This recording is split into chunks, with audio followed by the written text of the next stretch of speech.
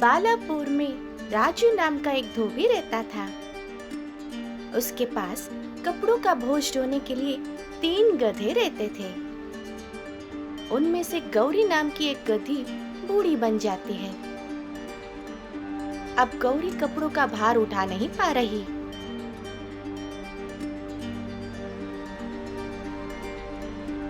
इतने सालों से उसका खून पसीना चूसकर राजू को लगता है गौरी अभी किसी काम की नहीं। इसलिए उसे दूर एक जंगल में ले जाकर छोड़ देता है। अब अपने मालिक के किए धरे पर अफसोस करती हुई, जब तक मुझ में ताकत थी तब तक मुझे इस्तेमाल कर लिया। अब मैं किसी काम की नहीं रही तो मुझे इस जंगल में छोड़कर चला गया। हे भगवान, तुमसे यही प्रार्थना करती हूँ कि जब तक मैं जिंदा हूँ मुझे कोई कष्ट ना रहे। मेरी रक्षा करना प्रभु, निवेदन करते हुए जंगल में जाती है।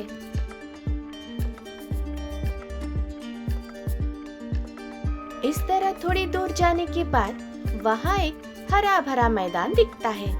वहाँ घने घास के साथ साथ पास में पानी का नहर भी बहता हुआ दिखता है। शुक्र रहे, ये जगह बहुत ही अच्छा है। पीने का पानी भी है। यहाँ कोई नहीं दिख रहा। यहाँ मुझे किसी भी तरह की तकलीफ नहीं होगी। मैं यहीं रहकर अपने समय गुजार लूंगी। सोचकर वहीं रहने लगती है।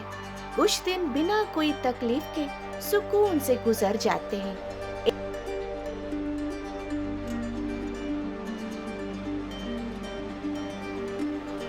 एक दिन अचानक वहाँ एक बाघ आता है। वह दूर से गधी को देखता है।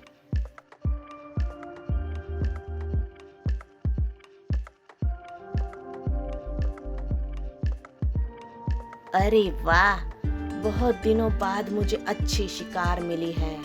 इस गधी को मारकर कुछ दिनों तक आराम से पेट भर लूंगा। ऐसे सोचकर वह धीरे धीरे गधे की तरफ कदम बढ़ाता रहा। बाघ के आते देख गौरी, हे भगवान, यह बाघ तो मुझे मारकर खाने आ रहा है। कुछ भी करके इस बाघ से जान बचाकर भागना पड़ेगा। सोचते हुए एक उपाय सोचती है। बाघ नजदीक आकर दहाड़ता है। उस दहाड़ को सुनकर गौरी अंदर ही अंदर पानी पानी हो जाती है, लेकिन बाहर गंभीर बनकर आवाज बढ़ाकर उस बाघ को सुनाई पड़ने की तरह जोर से कहती है, बच्चों, आप लोगों ने जैसा शिकार चाहा वैसा ही अभी एक बाघ मेरे सामने आई है। तुम लोग तैयार रहो। मैं इस बाघ को मारकर तुम लोगों के लिए भोजन का इंतजाम करूंगी। ये सुनकर गौरी से बाघ कहता है, अच्छी मजाक है। क्या मजाक कर रही हो तुम? क्या तुम मुझे मारोगी? गुस्से से दहाड़ता है।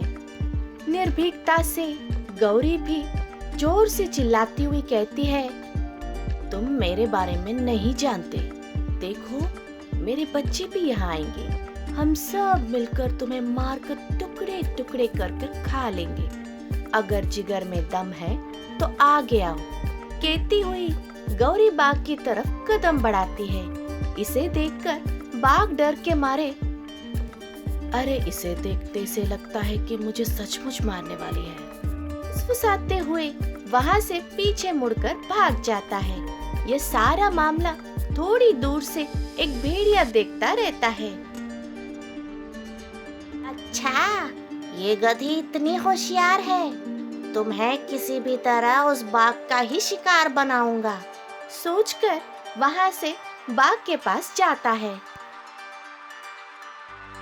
क्यों बाघ महाशय, इस जंगल का राजा शेर के बाद उतना ताकतवर तो आप ही हो, लेकिन एक गधे के सामने टिक नहीं पाए, आकर वापस भी आ गया। यह तुम्हारे लिए शर्म की बात है। भेड़िए, तुम्हें समझ में नहीं आ रही है। वो साधारण गधी नहीं है, मुझसे भी बहुत ताकतवर है। उसकी बातें सुनकर मेरे शरीर पूरा कांप उठता है। इसीलिए वहां से भागकर आ गया।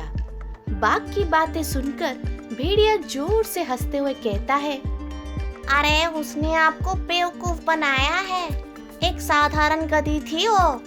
तुम जितना ताकतवर समझ रहे थे वो नहीं है। तुम इस तरह भाग के आ जाना मेरे लिए शर्म की बात है। मेरे साथ चलो, दोनों मिलकर उस गधे के पास जाकर उसे मार देते हैं। तुम खुशी से खा सकते हो। कहकर बाघ को अपने साथ ले जाता है। ये बाघ उस गधी को मारेगा तो मुझे भी पेट भर खाना मिलेगा, मन में सोचता है। दोनों मिलकर गधे के पास जा रहे थे। इस बार बाघ के साथ भेड़िए को आते देखकर गधी, अरे बाप रे, ये भेड़िया तो बाघ का कान भरकर मुझे मारने दोबारा ले आ रहा है। कुछ भी करके इस मुसीबत से बाहर निकलना चाहिए। सोचते हुए उन दोनों को उसके नजदीक आते ही भेड़िए से, क्यों रे भेड़िए, मैंने तुमसे क्या कहा और तुमने क्या किया? मैं तुम्हें 2 बाघों को लाने की बात की थी, तुमने एक ही बाघ को लेके आया। पहले मैं तुझे ही मार डालूंगी, कहते हुए दहाड़ती है। इसे सुनकर बाघ को लगता है, क्यों रे भेड़िए, मुझे बेवकूफ बनाकर उस गधी का शिकार बनाना चाहता था। तुम्हें बाद में देख लूंगा। कहकर उस भेड़िए के पुकारने के बावजूद भी बाघ वहां से भाग जाता है। तब भेड़िया भी नाकाम होकर बाघ के पीछे पीछे दौड़ता है। तब गौरी, अरे बाल बाल बच गए, मुसीबत से उपाय से बाहर निकल गई। यहाँ से कोई दूसरी सुरक्षित जगह देखकर जाना अच्छा ही होगा, सोचकर वहां से चली जाती है। देखा, अगर उपाय है तो किसी भी मुसीबत से आसानी से बाहर निकल सकते हैं।